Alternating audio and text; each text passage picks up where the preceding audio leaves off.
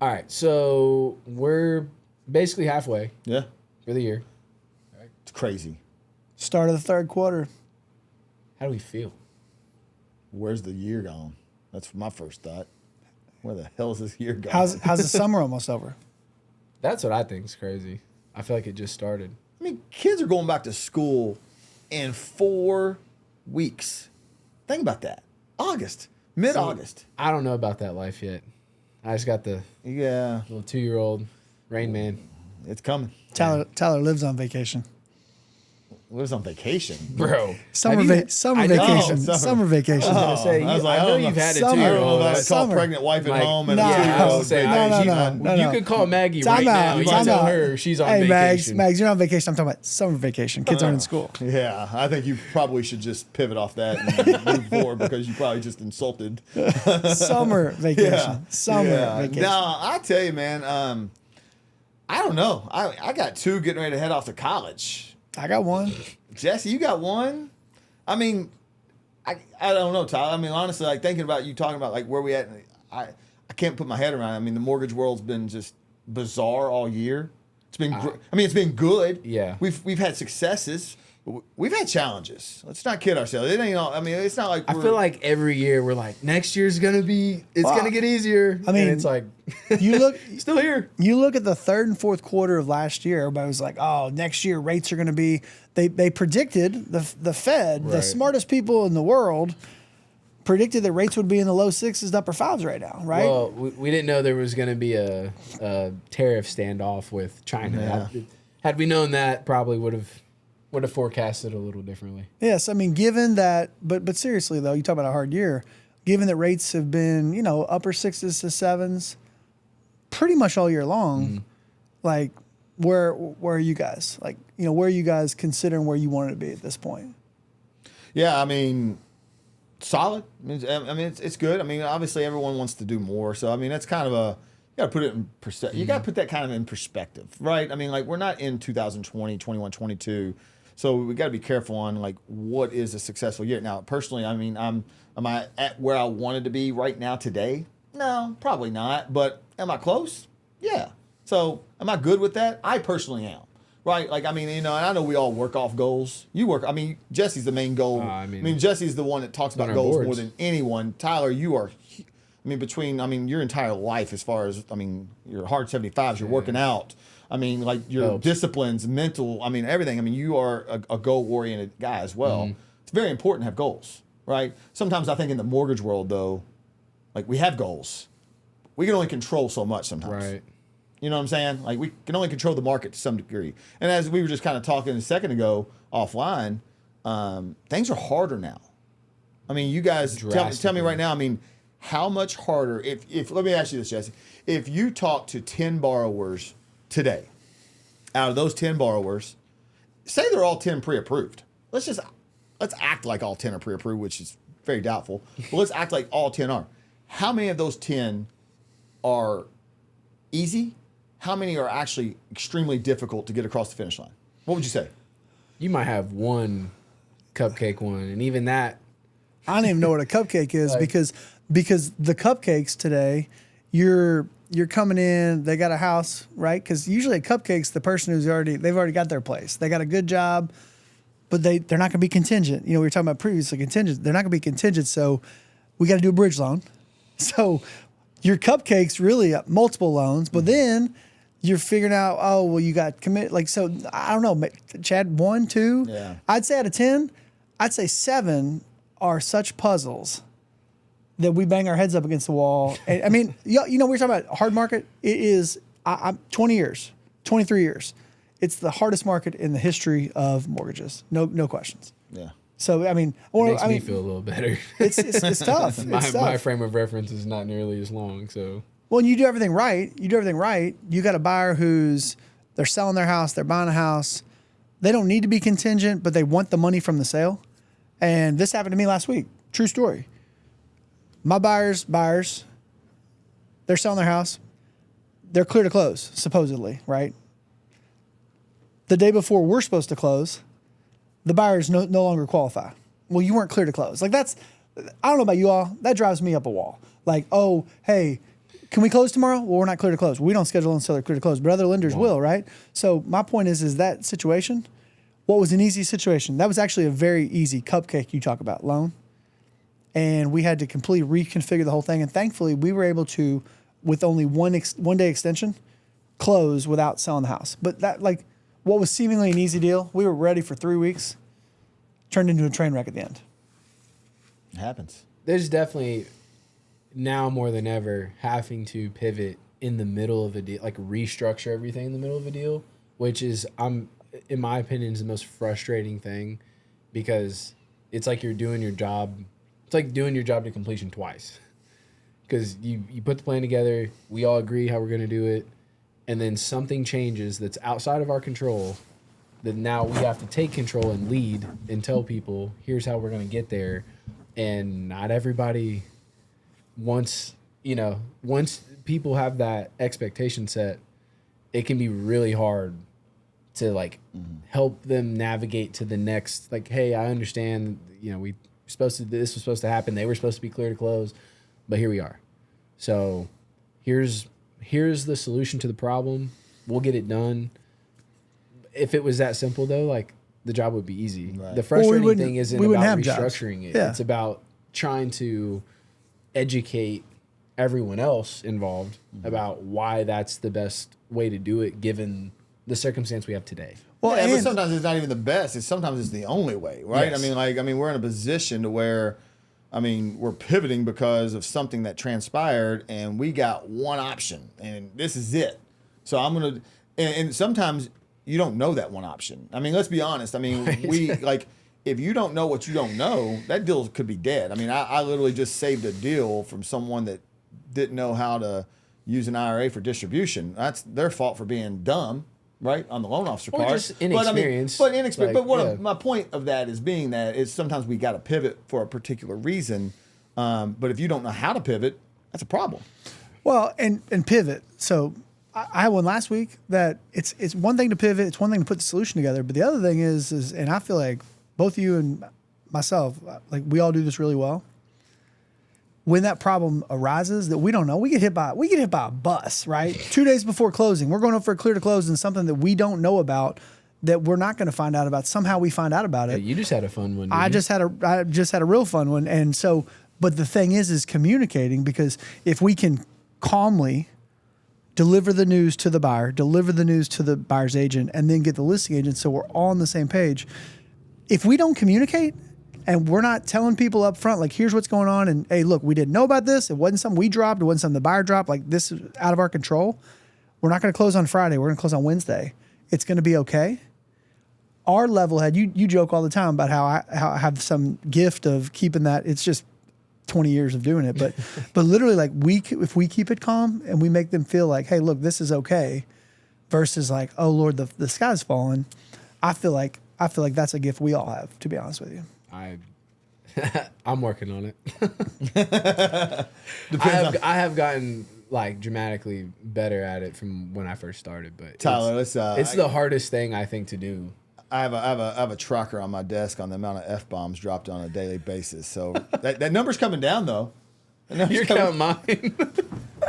No, I'm just messing with you. That would be crazy. Wouldn't that be fun? Dog, that's a full-time job. If I pulled that out next week, showed you charts of the F-bombs. Hey, you know what it probably looks like? I have a little wooden F on my desk, the word. Hey, and I just say it's the last one I have to give. That F-bomb calculator looks about like that Thomas Massey debt calculator. That's about how big that F-bomb is. It's about 37 trillion, yeah. I'm a passionate guy, can I say? Hey, listen, sometimes the landscape within a mortgage originating office is not always PC. Level and PC. No. So no, if you were in our office, yesterday, day before, I all have had a meltdown. I'd say just brief moment of just frustration. Yeah. Not anybody's fault or whatever. It's just, stuff like you said. You get sometimes you get hit by one bus. Sometimes you get hit by 5. Yeah. And it all happens in a 2-hour time span, and then you've got other people calling you.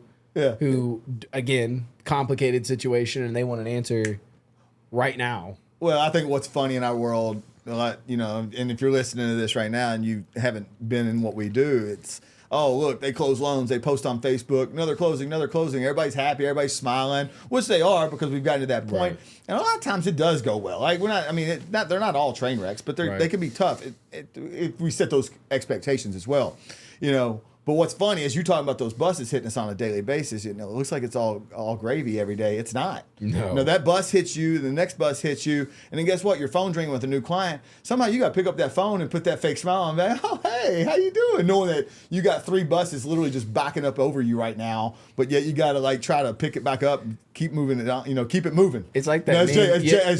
As White Chocolate, Jason Williams, as he said, I don't know if you ever see this on.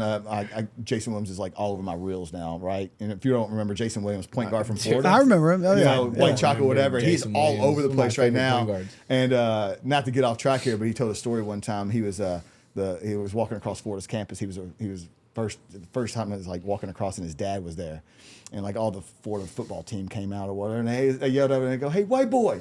And his dad looked at him and he said, "Son, are they talking to you?" He goes, "Yes, they are, Dad. Let's keep it moving." So anyhow, I hit that part. I had to go back to it. So Every time like stuff like that happens, I just picture that meme of that little dog with the hat standing in the house that's like on fire, and he's just like smiling like this, because that's what it feels like. Like if I'm standing in a burning house trying to hee and ha ha with somebody over the phone about All it, day, every day. You know, being a bro, like you were saying, just like being their friend and trying to like build that rapport. While in the back of my mind, I know that like half my pipeline's just deteriorating by the second. Oh, yeah. And you know, You're we like, always figure it out, but it's just that those moments are. It's emotionally. I mean, how many times have I asked you like, how do you do that? Because I might have 20 or 30 going at the same time. You all have like 100, 150. So if I've got 20 and I've got 5 fires and you've got 100, that means what? Like you've got 50 fires. 99 fires at the same time. I mean, yeah. Well, you know, and it's like we talk about, like you just have to, like when you move on to that next conversation or that next deal, like, yeah, that's still there. You don't forget about it, but you've got to be in the moment with what you're in. So I mean, I've got fires all the time. You know, you say it about me all the time. You're like, oh, Jesse, He's the fire chief. But no, I mean, it's just, yeah, it's just, you got to move on. So you talking about buses, we're talking about college. Do you remember, you know, let's talk about college. Do you remember when you moved in your first weekend? You went to UK freshman year? UofL. Oh, you were UofL freshman year? UofL. Me and Bob Horton, all my friends went to UK. I convinced this poor bastard to go to UofL with me because I was a diehard Louisville fan, obviously. You know, I come from Lebanon, Kentucky, as most of you know, and everyone's always like, how the heck are you a UofL fan? I'm like, well, my granny, God love her, she was amazing. She loved Denny Crum, and, you know, I just became a Louisville fan. So anyhow, all my friends are going to UK, and I'm like, oh, I'm such a diehard Louisville fan. I want to go to Louisville. So convinced Bob to go with me, and it was a dump. I mean, I don't know. You Tyler, you weren't here in Louisville at the time, but 1997, Louisville commuter school, dumpster fire. That's a concrete palace. I was born in 95. Oh, shit. Yeah. I mean, Let's keep it moving. it was a concrete palace. It was, yeah. I mean, No, it was. So anyhow, I was super pumped, but we kind of got there and we were kind of like in no man's land. So I can tell you this. So going to college was awesome though, right? I mean, it was, but I was a confused college kid, didn't know what the hell. I went home a lot. But I'll circle this for, you know, you kind of tell me about your story. I was at orientation not long ago at UK for the boys because I ended up graduating to UK. We ended up moving on. You know, yes, I sucked up my pride and went and graduated from UK. So no hard feelings. It was great. Go Cats. But we were literally at orientation a little bit not long ago with the boys. I gotta tell you, I'm jealous. oh, That campus is cool. The facilities are unreal. I'm sitting there and I'm like, can I come back? If I come back and get my master's, is it gonna feel like this? I get to do all this fun stuff, but no, it's wild, man. Like, I mean, these kids, like, just the amenities and the activities and some of the stuff that they have for these kids. I mean, they got ways for them to earn money by just participating in wellness and the dorm halls and the food options. And I'm like, man, listen, I'm 46. I'm not trying to act like I'm old, but I'm definitely not young. But man, they didn't have this when I was in school. I was like, these kids are they're gonna come out of college and their living conditions are going to decline. Yeah, it'd be worse. Chad, they're when they leave. upgrading their living conditions from where they live at your house or my house. Like the dorms at UK are literally luxury condos. I mean, they're nicer than any property I own. But back when we were there, they were cinder block. They were literally cinder block rooms. You know, But guys in a concrete cylinder. Yeah. and you had like 2, maybe 3 on campus. You had the commons. So I went to UK. So, you know, I remember moving in. We actually moved in the middle of summer because I played football. And we were there before anybody else was on campus. So we had kind of the run of the place. But I mean, you move in and it's literally you and another dude.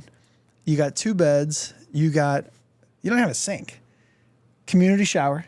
And most of the times those showers, I mean, this is flip-flops. You're in flip-flops because most of those times those showers either had vomit in them from somebody being out the night before. There were no janitors, right? So it was disgusting, right? But I mean, it was fun. We had a blast. But we were on campus, you know, a month before everybody got there. And then once the students got on campus, it was fun. But I'm excited for the boys. I'm excited for Caroline. Yeah. Caroline's experience is going to be a little bit more like ours at UK because University of Cumberland's beautiful campus, but it's cinder blocks. I mean, she's going into like the old school thing. But I remember, I don't know about you, like were you very homesick when you first got there? Man, I mean, yeah, like I said, I went home a lot. I don't know. I mean, yeah, It was having too much fun. Yeah, I went home. I went home a lot. It's different, and I'm hoping that these kids. It's just a different era now. So, I mean, Tyler, obviously you're the younger guy here in the room. I mean, and you transferred from. You didn't. He went to Lehigh. Yeah, I went to Lehigh first. So yeah, so how was your experience on starting college, playing, being a college basketball player at Lehigh? What took you from there, and what brought you to Bellarmine, and how did all that transition as far as excitement, but your path forward and your future successes? Yeah, Lehigh was a really important chapter in my life because it was my first taste of like, you're not as good as you think you are, right?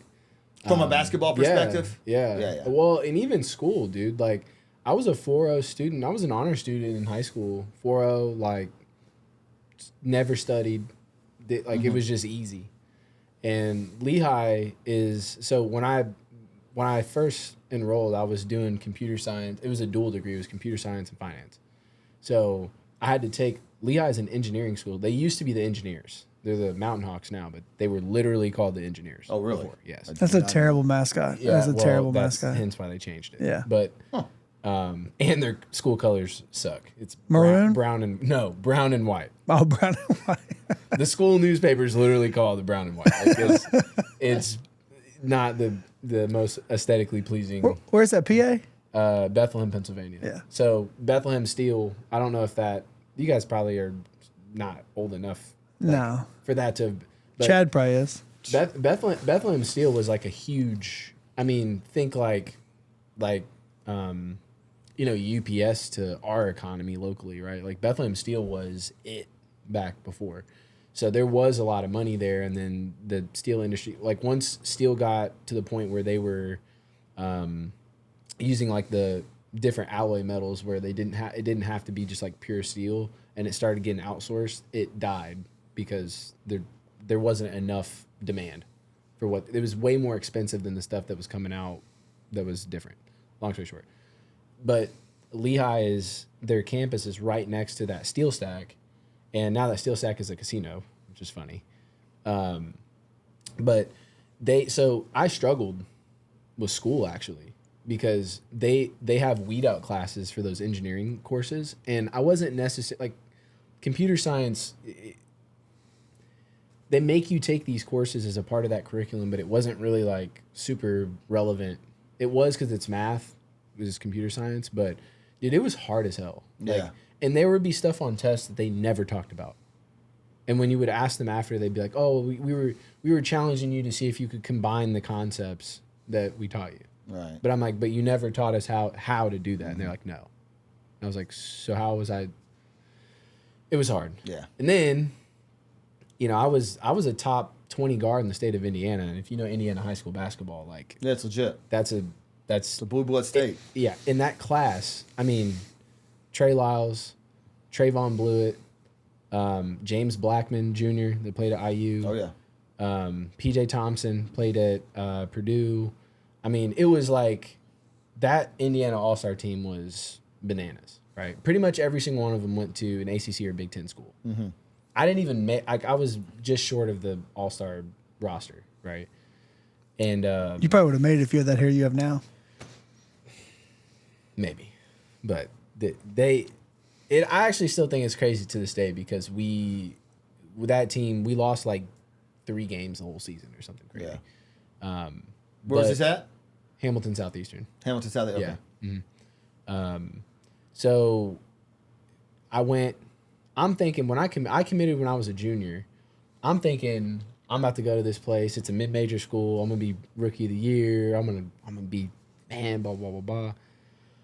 And I show up. Another guard committed in my class. Okay. He turned out to be the all-time assist leader at Lehigh and is one of the best, if not the best, point guard that's ever played in the Patriot League. Like all of 5'7", 140 pounds soaking wet, just an absolute dog. Wow. From Arkansas. Just Karan Ross, absolute monster. And he was my best friend. We were roommates, and I still talk to him to this day. I love him to death. But it was a challenge because I didn't play my freshman year. I was a practice dummy. I bet that built some character, though. Yeah, because every day I wanted to quit. Yeah. I did not want to be there. And I made a decision after my freshman year because realistically, my parents were in the military. I didn't have to. I could have gone to IU for free as a public school. So, yeah. Just because my parents were in the military and those benefits or whatever.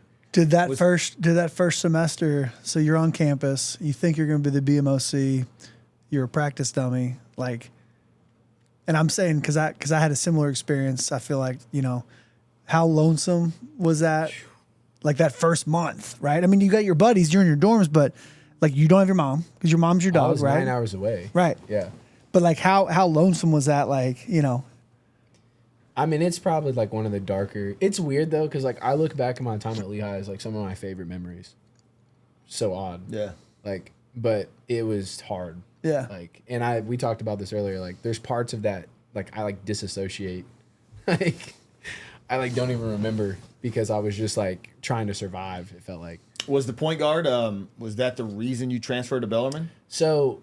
Just because you wanted? I mean. Not necessarily. Okay. So what I was about to say is between my freshman and sophomore year, I made a decision. It was like, you're either going to just quit and just go to IU and be like everybody else.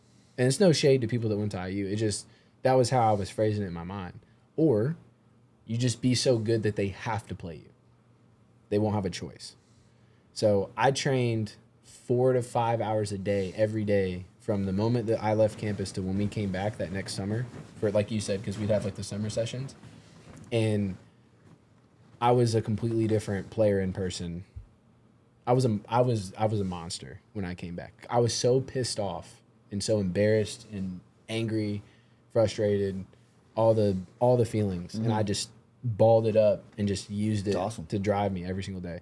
And I went from not playing to playing like 15 minutes a game and being in the rotation. I was the backup point guard of the best point guard in the league. Yeah. So for me, after that, I proved to myself, like, I can do this. So then it was, but are you, like, do you want to be here? And I didn't. Like, I didn't connect. A lot of those kids, that's a $60,000 a year school to go to, tuition-wise. Ivy League type. I mean, it's basically Ivy League. Yeah. Right? Yeah. And I don't know, it just wasn't, something told me it was just time. I just felt like I wasn't appreciated, like the things that I brought, because I wasn't a stat sheet guy. So. Yeah. And Scotty D called. Well, no. They did I called them. Oh, okay. I entered the transfer portal. I had all these D2 visits lined up because I didn't want to, at that time, if you went D1 to D1, you had to sit out. Yeah. Right. And I'd already felt like I lost a year because I didn't play my freshman year. So I'm like, I'm gonna go to a D2 school and, really I thought I was gonna go somewhere in Florida just so I could party and have fun and just ride it out, right? Sounds fun. And it would have been, yeah. And today, before you talk about the Bellarmine thing, today if you did it, obviously you can go D1, but your NIL with Head and Shoulders would be so massive. It'd be fire. I mean, like, you probably wouldn't be in mortgages because Troy Polamalu would have a body double. So back to Scotty D. It'd be Back crazy. to Scotty D. So Bo Braden, actually, he was an assistant on the staff. He was at Morehead State when I was in high school and recruited me in high school. And so I called, like, I was just looking, like, who's been in the top 10 the last 3 or 4 years? Dude, and Bellarmine was at, every single year was, like, top 5. Okay. And then when I realized it was in Louisville, I'm like, that's awesome. It's Close 2 hours from Indy, like, it'll be straight. And then I looked the roster up and see Bo on the coaching roster. And I'm like, no way. So I called him up, and I was like, I don't know if you guys need a guard in this class, but, like, I'm looking to bounce. And he was like, actually, we do. Why don't you come on a visit, hoop with the guys, see what you think. I will never forget. I got out of my car, walked up the steps, and Coach D, basically, like, drop kicked the door open. Tyler! If you've ever heard, like, just so much enthusiasm, dude. He, like, shook my hand, just, like, hugged me, like, and I walked in there. You would have thought, like, if you would have walked in there and didn't know that I wasn't on that team, you would have had no idea. The chemistry, like, the way they played is how I played in high school. Pass, cut, move, shoot, make smart decisions, like, shoot, high-level shooting, passing. And it was, like, the most fun I'd had playing basketball in years. And I had 4 visits lined up after that one. And I called my mom on the way home and was like, nah, like, I'm going here. Wow. I was like, I want to sleep on it. Woke up the next morning, called Coach D, said, I'm in. Called all those other schools, said, sorry, I'm not coming. And so let me ask you this, though, because I've heard a lot about how Coach D locks down big-time recruits with steak dinners at Pat's. So tell us about how Scotty locked you down with that steak dinner at Pat's. I must just be an easy date, really, because I'm the only one that he didn't take to Pat's. We went to Shenanigans. I got a pork chop sandwich from Shenanigans. Right, and that's good. And, that's good. But I was Scotty knew you had hello with that kick in the door. You said, look, I was. Yeah, That's his home. That's it. But that's his home base. That's his home. Yeah, that's his people, though. I loved it. Yeah. So I've always given him shit, because I'm like, I'm the only recruit you never took to steak dinner. Scotty, you might 3 championships later. Scotty, you might have to take this man out to a steak dinner if you. Nah, he did when we did our Around Town episode at Pat's. Yeah. Yeah. I forgot y'all did that. Mm-hmm. We need to get Scotty, Mr. Retirement himself. We need to get Scotty on this thing. I still haven't been to Pat's, So, Never? No, I gotta check it out sometime. Cool spot, man. I saw y'all was around town. Pat was awesome. Like, no, cool Pat's is legit. Yeah. Yep. So that was the story, and then I mean, obviously, like, the network I built. I just fell in love with the city after that, and everyone was like, "Are you gonna come back home?" I'm like, "No." Like you're gonna stay in Kentucky? I'm like, dog, if you live in Indianapolis, that's like when people say, "Oh, you live in Indiana." Like, there's Indianapolis, then there's Indiana, there's Louisville, and then there's Kentucky. Oh yeah, like not the same thing for sure. So that's the story. As a small town dude, I get that. So you gotta love us, man. This is a podcast. We're talking college. We're talking markets. We're talking mortgages, alloy metals. We're talking all kinds of. Listen, we are covering it all here, folks. But so I'm more interested that we're talking about the college thing. Like, how do you guys feel? Because my son's only 2 years old, and I'm about to have another one in a month or less, right? So that I can't even imagine. My son just started talking and dancing, walking around and shit. So that's been a whole new thing for me. Like, how do you feel knowing, like, they're about to just become their own people? Don't blink. Just like, gone. Don't blink. I mean, like, for you, Coach, like the boys, how old were you when you met the boys? Not how old were you? How old were they? Sorry. They were, I think, roughly 6 years old when I came into their life. So, yeah, obviously kind of an interesting dynamic coming into 2 6-year-olds. So a long time. I mean, this is 12, 13 years in the making. And that's what I keep telling people, man. Like, I'm in an interesting spot. Trish and I are losing 2 at once. You know, like That's tough. I didn't like even two. think about it like that. Like we're going from a 5-person household to a 3-people household in a day. He's gonna have 2 naked rooms, not just one. Yeah. Two. Yeah. With the most charismatic, cutest little girl in the I was world gonna say to keep you busy there. Yeah, there's no empty nesters here, and I got GP, little 7-year-old, you know, miss run the household. Miss so. Congeniality. Yeah, man, I don't. It's good. Like I said, we were just going at their orientation, man.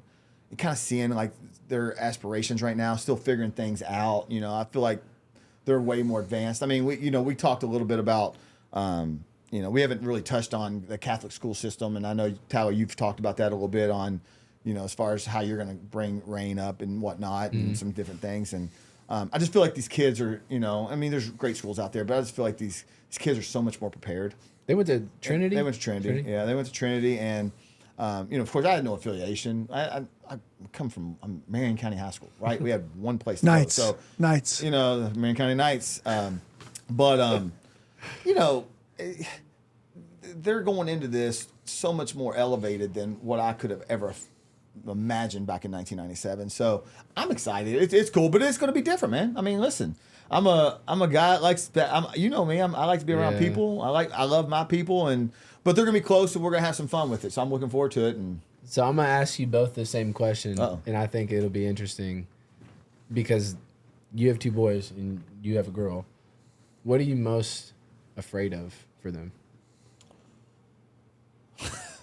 Well, first semester, second semester. I mean, I've been told through the grapevine that my boys are staying at their new facilities that they're going to be living in. It's called the Jewel.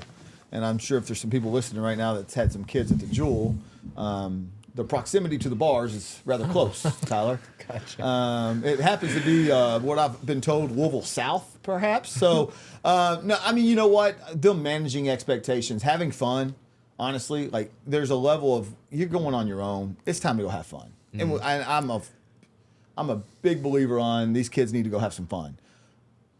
It's balancing that on becoming an adult and having your own responsibilities because mom and dad aren't there to tell you how to live life and pick up after you. So, I don't know that I have fear. I don't think I have. I'm not scared. I'm curious. I'm curious. I'm excited and curious, and I know there's going to be ups and downs because you didn't listen. There ain't no one sitting on this couch right now. None of you listening right now. You had ups and downs in high school. You had ups and downs in colleges. Period. End of story. You know what I'm saying? Just watching them navigate those waters, man. I think it'll be interesting. Yeah, for me, so like Chad I'm glad they have each other though, because that is a different experience. And for the record, if you are wondering, they are not living together. That's the question I always give the twins who are like, "Are they living together?" I'm like, "Hell no, they ain't living together." Smart. I was like, "Live together." Jewel's gonna burn down if those two live together. So no, they got their own roommates, man. They kind of branched off and got some new roommates, and they're gonna be on different floors in the same building. So they will have each other. They're gonna throw some people off. Like, dude, didn't I just have? Whoa. Like, right? Hey, listen, I've I saw known you him. last night. Yeah. No, you didn't. I've known him for a long time. I still can't tell him apart. Swear to God. I can't. I mean, Yeah. I'm sure you can. I spent the last week with him. can't. I can't tell him apart. Yeah. So. Yeah, no, I can, thankfully, but it took a minute though. I ain't gonna lie, it took a minute. So No, well, I'm Caroline's not. off. Caroline's off. What about you though? I don't know that the word scared, like Chad said. Caroline, that chick, like he was saying, the kids are just so more prepared today than we were. Like Caroline, I've met all 3 of these kids, and they're very mature. well, for their age, for me, it's like I think back to like when I was going to college and like I was going to UK and that's what I was doing. But like these kids now, like filling out different scholarships, like having their life like lined out. Now they don't, Caroline thinks, she knows what she wants to do, but she doesn't know what she wants to do. I'm excited for her. It's going to be a new challenge. She's going to the University of the Cumberland. She's going to run track cross country. She's got a new roommate that she's never, I say she's never met. She's met her, but she's from Tennessee. She's super excited about it. But, for me, I think, I think she'll do well with the transition, but it's a change. So that for me is like a nerve-wracking. 2.5 hours away from home. She's never been that far away from family for an extended period of time. I don't know that I've got really any fears because, like I said, not that any kid's perfect, but we're pretty fortunate, both of us. I agree. But yeah, I mean, I'm excited more than anything. I'm bummed because again, like, you know, this is my little dude. Like I was saying, don't blink. Yeah. I don't joke. Like I sound like the old sentimental dude. Anytime I'm talking to any of my buddies that have, you know, little kids, and fortunately, like for me and Chad both, having 18, 19-year-old kids and then having 6, 7, 8, 10, 9, 10-year-old kids. Reminders. Dude, it's constant reminder that like time flies. You blink and I mean, like I guarantee you he feels like the twins were 6 yesterday. And like for me, Caroline was 4 yesterday. And so, you know, it's just like putting that in perspective and embracing the moment we're in. Because as busy as the mortgage world can be, like, dude, like, A, life's too short. But B, like, you know, you just have to enjoy the moment you're in. But now I'm excited for her. I'm stoked.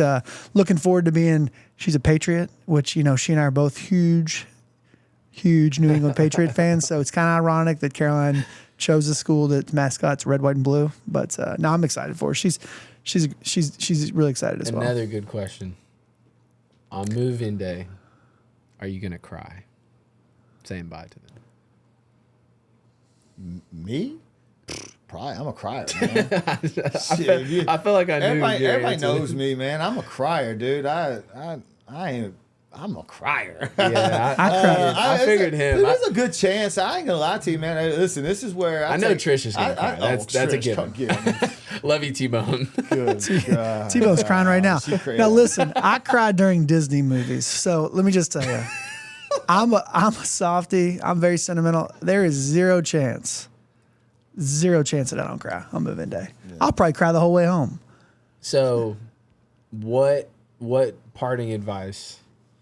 I don't know if you thought about this because maybe you didn't intend to do this, but what's the last thing you're going to say to them before you leave, dropping them off? Live life, be smart, enjoy. I mean, simple. Simple. I mean, it's not. I'm not trying to create anything new here. It's like, listen, enjoy. You getting ready to have 4 years of amazing times. Great years. Of 4 amazing times. Like, awesome. And you know what, Tyler? I'll tell you this, man. Their high school career went by so fast. They had such a great experience at high school, and it went by super quick. I'm believing that that's going to carry on through college, where they're going to appreciate it, because it's going to blink. It's going to be over. So my message is embrace it, take it all in, have fun, be a kid, but be an adult. You know what? And they got to figure that out. It's a tough, fine line to walk.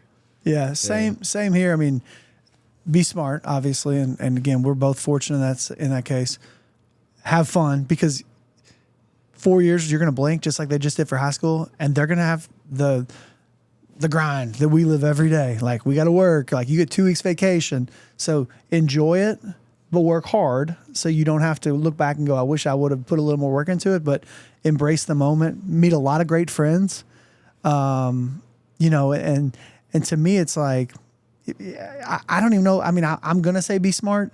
I know that she will, but really just have fun. And really, you said, what's the last thing I'm going to say? Because I'm going to do like I do every time with my kids, is I'm going to give her a big kiss and tell her I love her. And I'll probably call her like 10 minutes when I get down the road. My next question is how long I probably won't even. The first check-in call? Yeah, I probably won't even be to the Cookout, which for those of you, the Cookout's a cool restaurant. Please come to Louisville. Oh, yeah. Cookout, moved to Louisville. But there's a Cookout literally at the same exit. I probably won't even get to the Cookout to get my little meal before I leave, before I call her. So, no, but we won't be doing that. We're blessed. No Cookout for you? No Cookout, no calling, man. You gotta let these kids go be on their own, man. That's the thing. It's funny at UK. I don't know if they did this at the Cumberlands or whatnot, but not to ramble on or anything, but they basically brought in a panel of kids, and they basically said, all right, in front of all the parents, and they basically said, parents, ask your questions to the kids. These are kids that just went through what your kids are going to get ready to go through, and they were basically like, we're okay. You don't call us every day. Like, we're here. We're safe. And the academic instructor was basically saying the same thing. It's like, not that you're not going to talk to your kids. They're going to talk to you. But it needs to be on their terms as well. Mm-hmm. To where it's like, don't be texting them all the time expecting, how'd your day go? They don't want to talk about their day right now. You don't know what they have going on. They're trying to live life. So it's kind of funny you said that, because you all know Trish, and she talks to her mom every single day, which it's unbelievable, but she is going to want to check in. Mm-hmm. And she walked out of that going, oh my gosh, what am I gonna do? Like if my kids don't message me, I can't message them. And it was kind of funny because it was like, yeah, we got to adjust to that because they don't want to talk to us every day because they're out learning to live their new life, you know. So Well, it's gonna be interesting, man. It's like starting a new job. Like I do remember like how overwhelming it was, especially being an athlete, because like you have. I mean, from the moment I wake up to the moment I go to sleep, it's like there's something I'm supposed to be, something I'm supposed to be doing, and trying to manage texting. Yeah. You know, I love you, Mom, but like, you know, like trying to like, hey, honey, how's it going? It's like, good, I guess, dude. Like, I'll talk to you, like, you know, eventually. Right, but once they get settled, I feel like you'll hear from them more. The one thing I'm excited for you guys is like actually. And it'll probably happen some but because college now is like so luxurious, like I feel like they don't really understand, and I didn't understand. What's going to be really cool, I think, for you guys is when they start working and like really being like where it's full on like sink or swim, right? Like it's not. I mean, you guys are always going to be there. I'm always going to be there, but like it's going to be some tough love. Like, buddy, you got rent is your job. Oh yeah, like not mine. right? I can't tell you how many times I've called my mom, my high school coaches, my college coaches, and just thank them like because something will happen that will remind me of like just some of the tough love, right, that they gave me, or just realizing like how lucky. Like we didn't have that much growing up. I always had basketball shoes. I had a ride to and from practice every day. Lights were always on. Always had heat, AC. Always had food. Like, I didn't have to worry about. My childhood was awesome. But then when I think about how hard that is to provide for, especially with my mom, because she was working like, you know, we had a village. It was great. But she was working a million jobs and was still there and still and never, like, ever complained. Yeah. Same. I mean, I think about that all the time. So, you know, it's funny you say that. My mom, you know, had a kidney transplant a long time ago. My dad worked, you know, 3 jobs. He worked UPS at night, had a day sales printing job, and was what was called a merchandiser for Anheuser-Busch. Dude never drank a beer a day in his life, but stocked like shelves. Stocking shelves, yeah. Three jobs. I mean, probably worked 20 hours the other day, but still never missed a game. Never missed anything. We like you're talking about. We never had excess, but I had basketball shoes. I had baseball shoes. That's what we needed. Like we went to Shelby Sporting Goods out on Dixie Highway. I always had my new glove, but we didn't have any excess. But like it was because they were busting. And so I look back at my childhood and I love it, right? But you're talking about when they get older and they start to realize those things. Like I think the boys and I think Caroline both. I know I can speak this and I know the boys are the same way. Like they do appreciate like what we've done for them.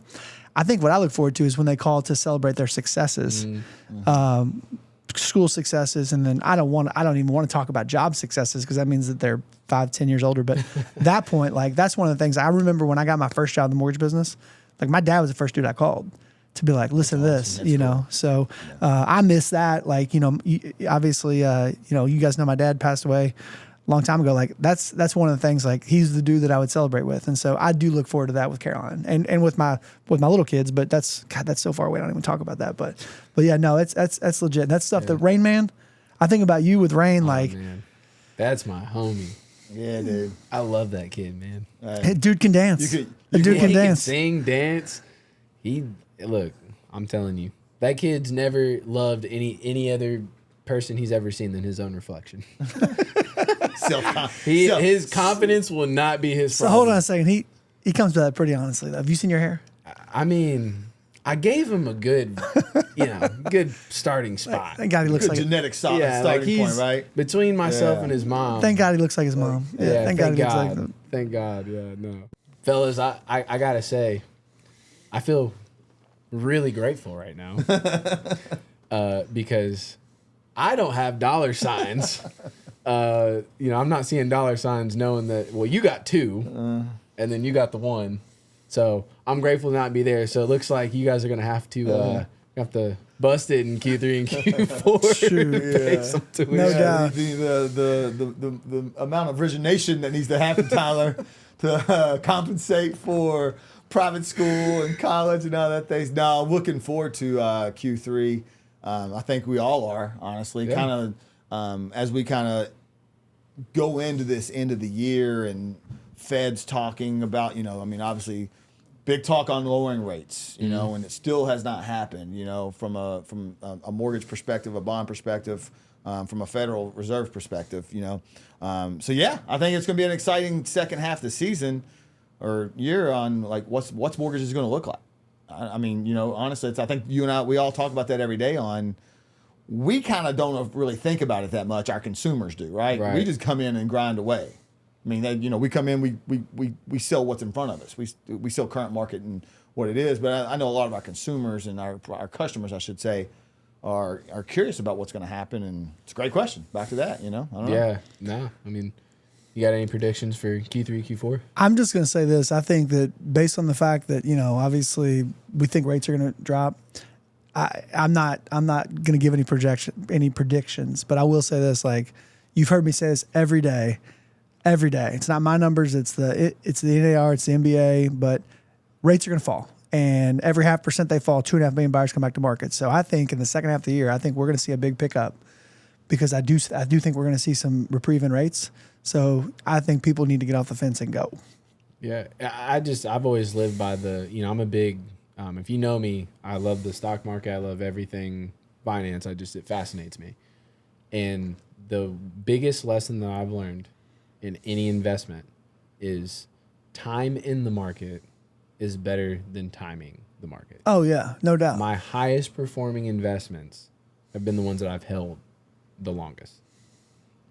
So the longer you wait, the more you're just missing out on opportunity. And I think that's the piece that people need to remember. Like rates will go up, down, sideways, whatever, but the price of that home long term, it's going to go up. Is going up. Yeah. Let me tell you this, you guys. I'll have to share this with you. I saw this right before I came in here today. Guys shared with me a graph for the last 75 years. Let me give you guys a little pop quiz here. In the last 75 years, how many years have there been there's been depreciation? 3. What's your guess? 3. Actually 7. 7? 7 out of 75. Out of 75. 5 of them, 75 years. Yeah, 75 years. Like 1950. That's way back, yeah. Way back. 5 of them were 08 through 11, and then they had 1990 and 91, I believe. Right. They were like 0.7 and 0.2. So 7 out of 75 years there's been depreciation. I'm not a math major, but that's 68 positive years. I mean, so you think about that. Of course, in 20 and 21, it was like 14% and 19%, which were crazy. But it was just basically, to your point, get in, stay in. It's the market will work for you at some point. It's like the stock. I mean, it's going to work. And that's why we always talk to people about, when we talk, house hacking and, using your leverage to buy more houses and whatnot, is because guess what? Real estate is going to or can make you money. It's going to go up. And here's the thing, like you were just talking about, there's still not enough inventory. There's about 3 markets in the country that are underwater.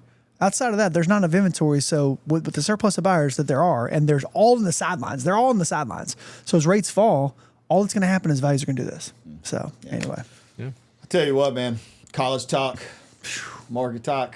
I Been good. Don't even start talking about weddings, boy, because I got 4 of those to pay for too. So It's been fun, guys. Well, till next time. Let's go. Peace Let's out. go.